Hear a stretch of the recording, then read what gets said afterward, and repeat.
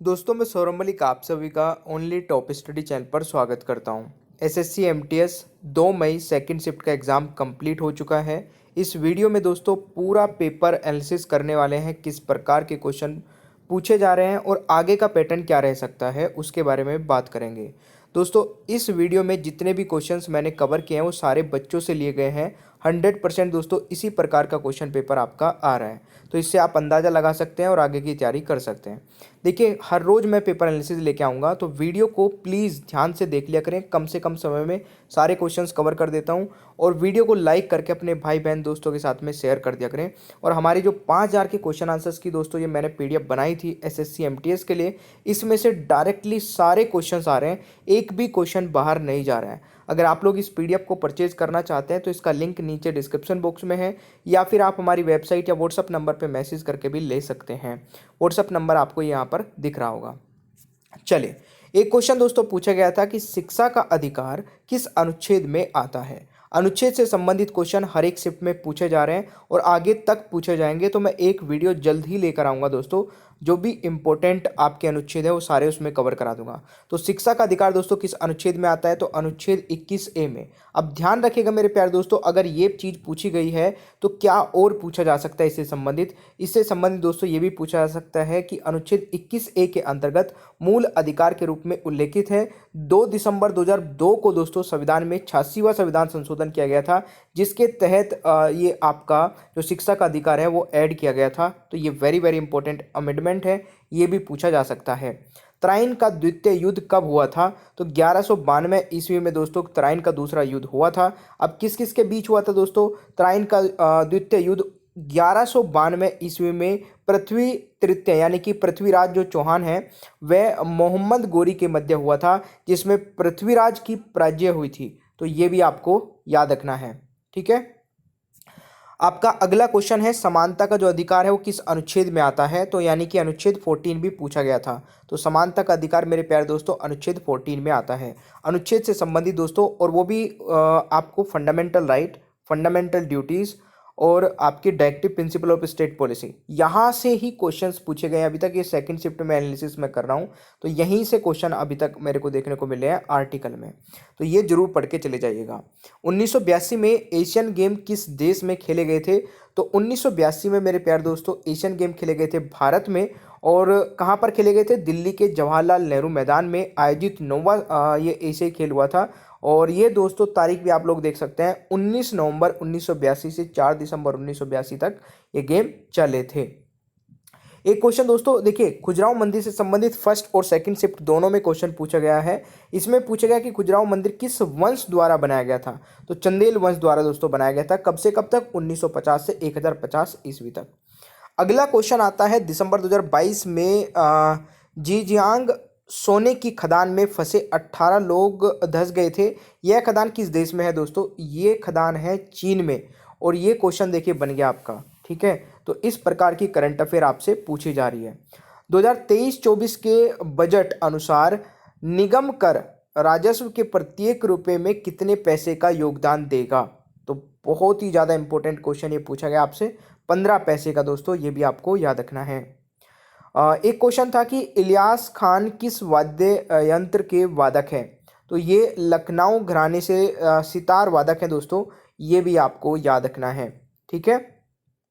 और जो हमारी मास्टर पीडीएफ है दोस्तों 5000 के क्वेश्चन आंसर्स की, आप वो 8006016626 पर मैसेज करके ले सकते हैं। बस आपको टाइप करना है कि एसएससी एमटीएस के लिए पीडीएफ चाहिए, तो आपको पीडीएफ का लिंक दे दिया जाएगा, आप पेमेंट करके पीडीएफ प्राप्त कर सकते हैं। अगला क्वेश्चन आता है लिंगराज मंदिर कहाँ स्थित है, तो मंदिरों से संबंधित दोस्तों बहुत सारे क्वेश्चंस पूछे जा रहे हैं लगातार, तो ये भी आपको नोट कर लेना है। उड़ीसा में है दोस्तों, ये आपको याद रखना है। और देखिए अगर आप लोग चाहते हैं कि संभावित प्रश्नों की मैं सीरीज दोबारा से स्टार्ट करूं जैसे कि एसएससी जीडी में की थी, तो प्लीज़ ज़्यादा से ज़्यादा कमेंट बॉक्स में कमेंट करके बताइएगा कि हाँ सर स्टार्ट कर दीजिए, क्योंकि संभावित प्रश्न की जो मेरी सीरीज रहती है उसमें से बहुत सारे क्वेश्चन दोस्तों फंस जाते हैं। अगला क्वेश्चन आता है फसल कटाई तमिलनाडु का कौन सा त्यौहार है, तो फसल कटाई मेरे प्यारे दोस्तों तमिलनाडु का कौन सा त्यौहार है? पोंगल त्यौहार है, तो ये भी आपको याद रखना है। गवरी हाथीमाना और गैर नृत्य राजस्थान की किस जनजाति द्वारा किया जाता है, तो ये किया जाता है दोस्तों भील जनजाति द्वारा, ये भी आपको याद रखना है। ठीक है भाई। चलिए, अगला क्वेश्चन एक पूछा गया था कि संविधान में प्रस्तावना किसकी गरिमा को बढ़ावा देती है। संविधान की प्रस्तावना व्यक्ति और राष्ट्र की एकता और अखंडता की गरिमा को बनाए रखने के लिए दोस्तों लोगों के बीच भाईचारा को बढ़ावा देती है। तो ये भी पॉइंट आपको नोट कर लेना है, ये भी क्वेश्चन आपसे पूछा गया था। कांग्रेस प्रथम अधिवेशन की अध्यक्षता किसने की थी। तो व्योमेश चंद्र बनर्जी ने की थी दोस्तों। प्रथम अधिवेशन मुंबई 1885 में हुआ था। तो ये भी आप लोग नोट कर लीजिएगा, क्या पता ये पूछ लिया जाए। कवक किस तरह पर सतह पर उग सकता है। तो देखिए कवक का दोस्तों बहुत सारी सतह पर उग सकता है। अब ऑप्शंस के अकॉर्डिंग ये क्वेश्चन करना था। लकड़ी पर, ठीक है, वॉलपेपर, छत, कालीन, ये सभी आपको याद रखने हैं भाई। अगला क्वेश्चन आता है, मैग्नस कार्लसन किस स्पोर्ट के खिलाड़ी हैं। तो मैग्नस कार्लसन दोस्तों किस स्पोर्ट के खिलाड़ी हैं। ये शतरंज के खिलाड़ी हैं। तो ये भी आपको याद रखना है। मानव शरीर का सामान्य तापमान कितना होता है। तो मानव शरीर का सामान्य तापमान दोस्तों 98.6 डिग्री फ़ारेनहाइट होता है। ये आपके ऑप्शंस के अकॉर्डिंग बच्चे ने बताया है। ब्रिटेन में सूती वस्त्र उद्योग किस लिए प्रसिद्ध थे। अब ये भी दोस्तों ऑप्शन के अकॉर्डिंग ही आंसर किया जा सकता था। बाकी इससे संबंधित मैं आपको ये 2 पॉइंट कवर कराता हूँ। भारत में पहली कॉटन मिल 1818 में कोलकाता में बनाई गई थी, और जबकि मुंबई में पहली मिल दोस्तों 1854 में शुरू की गई थी। तो ये भी आप लोग नोट कर लीजिएगा। डॉक्टर एपीजे अब्दुल कलाम जी की बायोग्राफी आपसे पूछा गया था। देखिए बुक और बायोग्राफी से संबंधित भी क्वेश्चंस पूछे जा रहे हैं। तो ये विंग ऑफ फायर ये आपका हो जाएगा आंसर दोस्तों। तो ये आपको याद रखना है। 2011 की जनगणना के अनुसार सबसे अधिक लिंग अनुपात किस राज्य में है। तो देखिए जनगणना से संबंधित भी क्वेश्चंस पूछे जाने लग गए हैं। फर्स्ट शिफ्ट में नहीं था, बस सेकंड में आ गया, आगे भी पूछे जाएंगे। तो ये भी एक बार आपको जरूर टॉपिक पढ़ लेना चाहिए। ओनली टॉप स्टडी चैनल पर आपको हर एक टॉपिक पर दोस्तों वीडियो मिल जाएगी। आपको कुछ भी सर्च करना है, जैसे जनगणना की वीडियो देखनी है तो जनगणना से संबंधित person by only top study ऐसे सर्च करना है, आपको सारी वीडियो मिल जाएगी। मतलब जो आपके मन में होगा कि ये इस पर वीडियो होगी या नहीं होगी, उस पर भी वीडियो मिलेगी। एक बार सर्च करके देखना। सबसे कम लिंग अनुपात हरियाणा में है, ये भी आपको याद कर लेना है। चांदी का टका या चांदी का सिक्का किसने चलाया था। तो सबसे पहले दोस्तों शेरशाह सूरी ने चलाया था। ये भी आपको याद रखना है।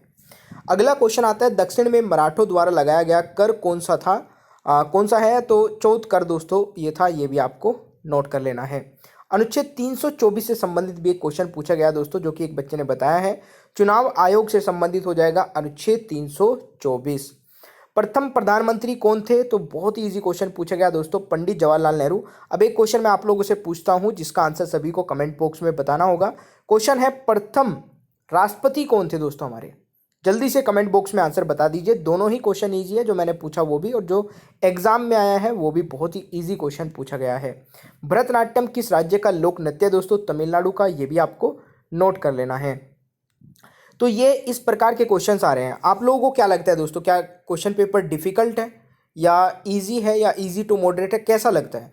तो डिफिकल्ट तो बिल्कुल भी नहीं बोलेंगे। आपके अकॉर्डिंग ये पेपर कैसा था, इसके जो क्वेश्चंस आपको मिले हैं दोस्तों ये ओनली टॉप स्टडी के माध्यम से, तो आपको इसकी जितने भी क्वेश्चंस थे इनमें से कितने क्वेश्चंस के आंसर पहले से पता थे। तो जल्दी से कमेंट बॉक्स में आंसर बताइए। इसकी अगर आपको पीडीएफ लेनी है ना 5000 के क्वेश्चन आंसर्स की, इसमें सब कुछ है।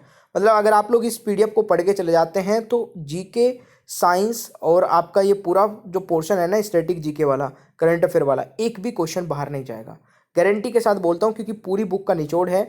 और जो भी बच्चे इसको पढ़ लेंगे ना, एक दिन में आप इसको कंप्लीट कर सकते हैं। अगर बैठ जाएंगे 7-8 घंटे तो फटाफट 1 लाइन क्वेश्चन आंसर है तो फटाफट कवर कर लेंगे।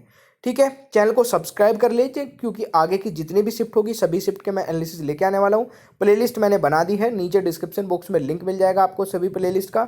और पीडीएफ डाउनलोड करनी है आपको तो या तो हमारे टेलीग्राम पे चले जाना onlytopstudy.com, या फिर आप हमारे ऐप पर चले जाना। ऐप भी ओनली टॉप स्टडी के नाम से है, वहाँ पर भी आपको इसकी पीडीएफ मिल जाएगी। ठीक है, चलिए तो मिलते हैं नेक्स्ट क्लास में। Thank you so much, bye bye everyone, take care, ख्याल रखें अपना।